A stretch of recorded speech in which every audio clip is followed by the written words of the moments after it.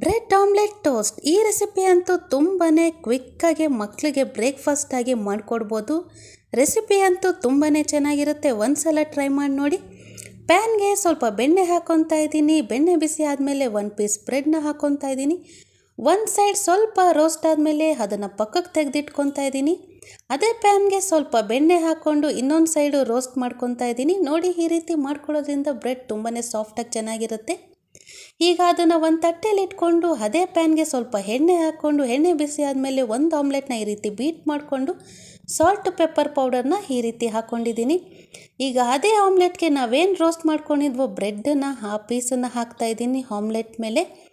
ಆಮ್ಲೆಟ್ನ ಸ್ವಲ್ಪ ಬೇಯಿಸ್ಕೊಳ್ಳಿ ಸಾಕು, ಆಮೇಲೆ ತಿರ್ಗಾ ಅದನ್ನು ಬೇಯಕ್ಕಿಡಬೇಕು.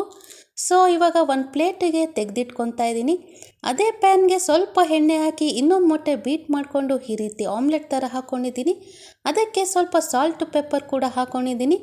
ಈಗ ಬೇಯಿಸಿರುವಂಥ ಮೊಟ್ಟೆ ಮತ್ತು ಬ್ರೆಡ್ನ ಅದ್ರ ಮೇಲೆ ಹಾಕ್ಕೊತಾ ಇದ್ದೀನಿ. ಈಗ ಸ್ವಲ್ಪ ಫ್ಲೇಮ್ನ ಮೀಡಿಯಮ್ ಫ್ಲೇಮಲ್ಲಿ ಇಟ್ಕೊಂಡು ಎರಡೂ ಸೈಡ್ ಚೆನ್ನಾಗಿ ಬೇಯಿಸಿದ್ರೆ ತುಂಬಾ ಈ ರೆಸಿಪಿ ಚೆನ್ನಾಗಿರುತ್ತೆ. ಒಂದು ಸಲ ಟ್ರೈ ಮಾಡಿ ನೋಡಿ, ಮಕ್ಳಿಗಂತೂ ತುಂಬಾ ಇಷ್ಟ ಆಗುತ್ತೆ.